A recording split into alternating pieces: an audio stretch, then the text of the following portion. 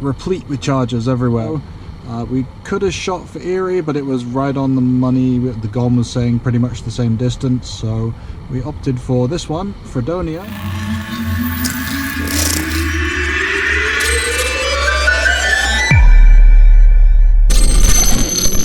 So moving on to a few questions people asked about the trip and the experience on Electrify America. One was, does the app often log you out? Not often per se. I think on a long trip I've never been logged out, you know, as we're using it regularly, but when you haven't used it, I think for a few days, it will log you out and you have to log back in. Typically I just, you know, I'm planning the route ahead of time and I want to look at the availability of the chargers, make sure nothing's down, and that means I need to log in, so I'm doing that from home. It's a minor inconvenience as far as I'm concerned. They may want to look at it, may want to keep you logged in, but just make sure you log in before you leave for the journey and check the status of the stations anyway. It'll be good to go. Why does the first screen look like a receipt? I'll have to look at that back at the footage and see what the that looks like. In general, they've been tasked to, I think they're trying to display, be very clear about pricing, display everything that's going on the screen with regards to how much you're racking up in terms of charging fees, any session fees, showing you the membership plan of that you're on when you start. So I think most of the screens there, they probably have some fine-tuning to do, but I've never thought of it as, you know, anything that wasn't user-friendly or appropriate. It all seemed to be something that you know, showed me that I had a membership plan, showed me what my rate would be up to a certain power tier, then you jump into another rate of fee if you're in power tier 2 and 3, which we'll put up on the screen here. Another question was, are you okay with the screen showing your name? Yeah, as far as I recall, it just shows your first name, so don't really have a problem with that, to be honest. I think the first few times I did it, it just kind of confirmed to me that it recognizes me, the station understands that I'm on a membership plan and has my details, so don't really have a problem with that. I think it all does that whilst you're at the station anyway, so again, you're there, you can shield your details if you so wish. No issue really with that, displaying that information. Anything more, my last name, my birthday, my social security number, that would start to get into a bit of an invasion of privacy, but you know, I don't see any problem with that as it is. And then probably the most thought-provoking question I got, and it was a bit of a spooky one in some ways, was, has anyone ever stopped to charge when you weren't at the car? And my initial reaction was no, never seen that. But then I thought, well, what about the sessions that I was talking about? You know, in Albany, the charge stopped without me wanting to do it. In Waterloo, New York, over the summer I had a similar thing where it got a notification from the app saying, get back to your car, the charge has stopped, you need to move to avoid idle time fees. And I think there's been one other case where I stopped prematurely while I was in the store. So it has happened, you know, not regularly. Out of probably 30 or 40 charging sessions, you're talking, you know, a few instances, so it's only 10% of the time.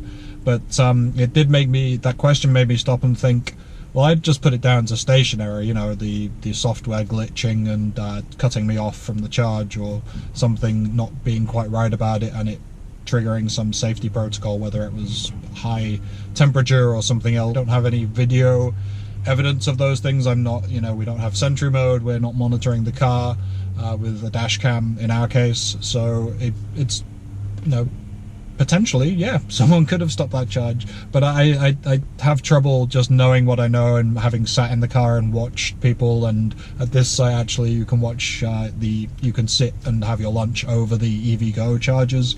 Just having seen people's, you know, reaction to charge stations, it's not normally, oh, could I mess with this? You know, people who aren't driving electric vehicles, it's more kind of standing back a little bit, looking at it, wondering what it is.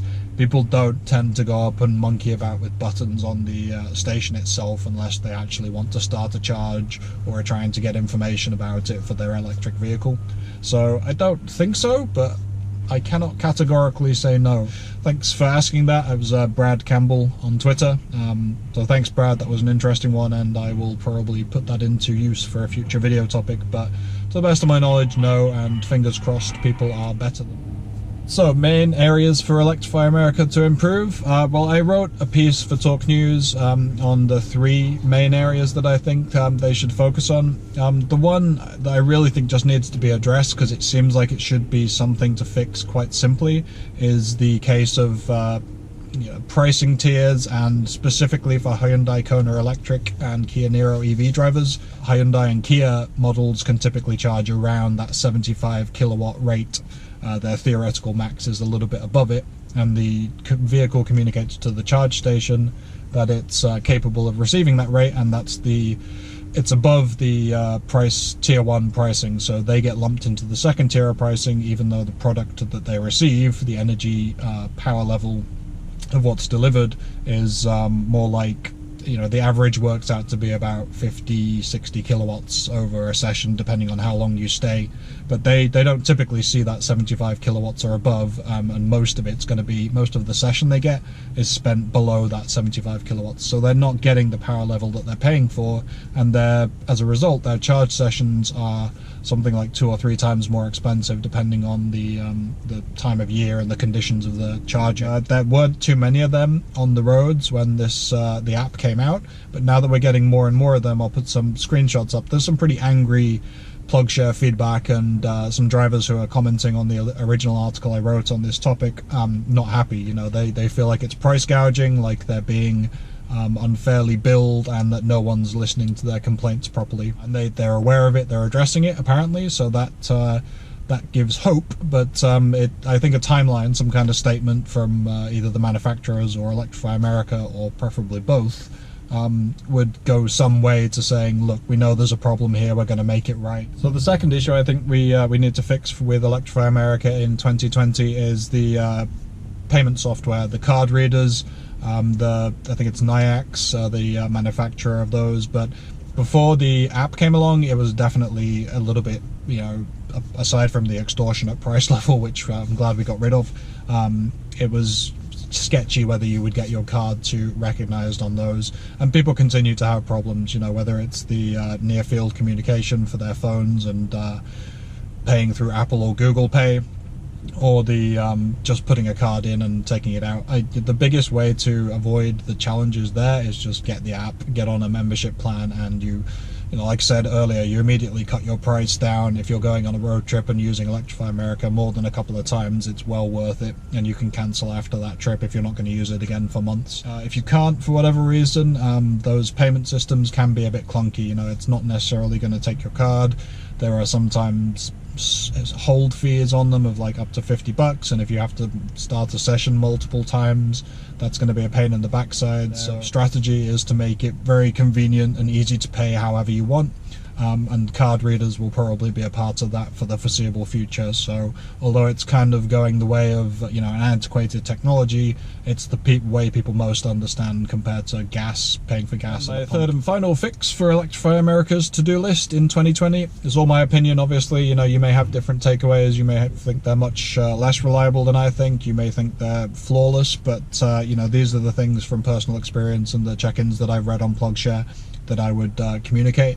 So the third point that I wanted to focus on was really on the redundancy of their stations, but redundancy can also come in the form of reliability, because sometimes when you rock up to their stations at the moment, not everyone will be available. So you might get 4 stations and 2 are online, or 1 is out of action, or a CHAdeMO connector isn't operational and it needs to be fixed. So initially, getting redundancy just means getting every one of those stations at an individual site online and reliable to run every time.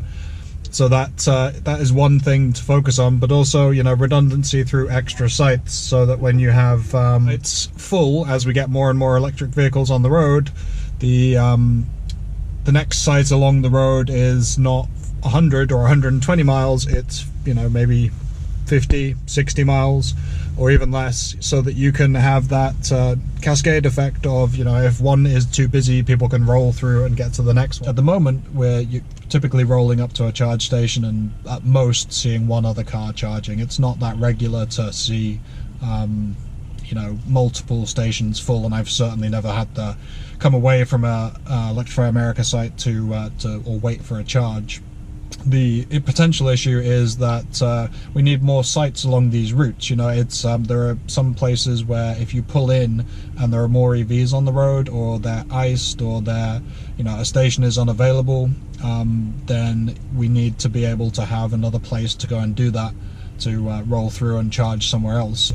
That may be a while off. It may be cycle 2 investment and the sites being agreed and coming online.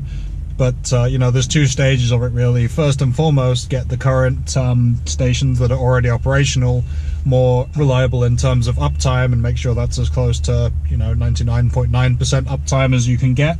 And then look at stations look at the usage data, see where people are starting to really use these things in, you know, 2, 3, maybe even 4 stations at a time. Electrify America is in 2020 where we need to go, what we need to see from the network as it expands and continues to serve more and more electric vehicle owners. There's a lot of places you can't go without them. So I think that'll be rammed home on the journey to Austin, and you'll see more about the planning that we have coming up in future videos. But it's all those gaps between big cities are now bridged in most cases, because Electrify America, you know, took a step back, looked at the nationwide network as a whole, and said these are where these stations need to go. There are people coming over from, as well as Boston, you know, for myself, from Washington DC, from the Pacific Northwest, from Los Angeles, so all of those places can get down to you know, Austin, Texas, because of Electrify America, which means that they could, you know, theoretically you could continue onwards, and that's why people can now do a cannonball run in a Bolt EV, albeit, you know, over a long time. This is all up to the manufacturers to say this network is out there, you know, it should in theory provide speeds up to 350 kilowatts. Now you have to kind of catch up. Here's the cars, you know, provide the cars to make this happen, not just Porsche Taycans at you know, $200,000 a pop, but, you know, realistic vehicles like the Mach-E that can do 300 miles and can take advantage of these faster charge rates. It doesn't have to be 350 kilowatts, you know, 150 kilowatts for me as a Bolt EV owner at the moment would be 3 times faster than what I'm currently seeing. So, and yeah, I just say keep up the good work, you know, keep listening to people. Please do read everything on Plugshare as you know, are said to do. Sure, you leave them feedback, contact them if there's a problem, but also give them praise if there's not. And that's what it should be. Seamless charging, nationwide network. That's onward. We'll see if we can get to Austin on Electrify America.